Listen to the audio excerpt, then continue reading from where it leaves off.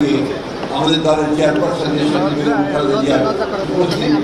থাকাটা প্রত্যাশিত ছিল, কিন্তু আপনি জানেন যে আমাদের চিকিৎসার জন্য দেশের বাইরে আছেন আমাদের ভারপ্রাপ্ত চেয়ারম্যান, তিনি এখনো বিভিন্ন মামলা এবং সমস্যার কারণে নির্বাসিত অবস্থাতেই আছেন, দেশে এখনো ফিরে আসতে পারছেন না। খুব শিগগিরই তিনি ফিরে আসবেন। আমরা আজকে একটা অত্যন্ত কঠিন সময় অতিক্রম করছি।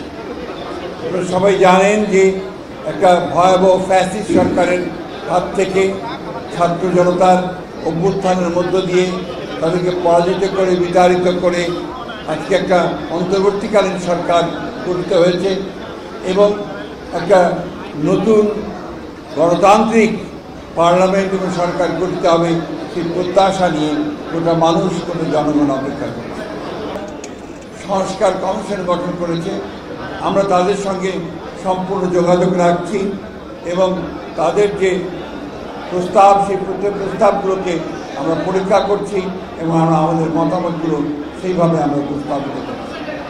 তো একটা জিনিস আমাদের সবসময় মনে রাখতে হবে যে বাংলাদেশের ঐতিহ্য, বাংলাদেশের জনগণের রাজনৈতিক ঐতিহ্য, তাদের ধর্মীয় মূল্যবোধ, তাদের কৃষ্টি, তাদের সংস্কৃতি সব কিছুকে সামনে রেখেই কিন্তু আমাদেরকে এই সামনের দিকে সংস্কার অথবা এবং সেই সঙ্গে এগিয়ে যাওয়ার যে পথ, সেই পথকে বেছে নিতে হবে।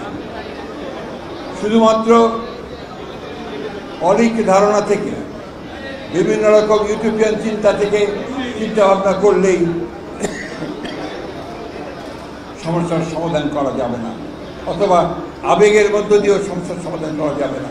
আমাদেরকে বাস্তববাদী চিন্তা করে, ভবিষ্যতের কথা চিন্তা করে, পরিবর্তনকে সামনে নিয়ে একটা নতুন বাংলাদেশ, গণতান্ত্রিক বাংলাদেশ গড়বার জন্যই আমাদেরকে ওই লক্ষ্যে কাজ করতে হবে।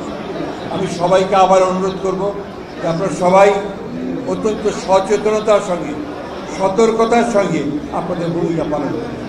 বিশেষ করে বাংলাদেশ জাতীয়তাবাদী দলের সঙ্গে যারা আমরা জড়িত আছি, তারা যেন আমরা এমন কোনো পদক্ষেপ না নেই যে পদক্ষেপ আমাদেরকে কোনো ভুল পথে এগিয়ে নিয়ে যেতে পারে। এবং জনগণের কাছেও আমাদের আহ্বান থাকবে যে আজকে এই ট্রানজিশনের পিরিয়ডটাতে আমরা যেন সবাই ধৈর্য ধরে শান্তির সঙ্গে এই ট্রানজিশন পিরিয়ডটা আমরা সামনে এগিয়ে নিয়ে যেতে পারি। যেটা আমাদের বারবার বলছি যে এখন যে সমস্যা, সেই সংকট, যে চ্যালেঞ্জ, এগুলোকে মোকাবেলা করার জন্য অত্যন্ত দ্রুত নির্বাচন অনুষ্ঠান করা দরকার। প্রয়োজনীয় যে পরিবর্তন বা সংস্কার দরকার নির্বাচনের জন্য, সেগুলোকে সম্পন্ন করে নির্বাচন অনুষ্ঠান করাই হবে এখন সবচেয়ে বড় উইজডমের কাজ, এবং এখন সেই উইজডমের কাজটা করাই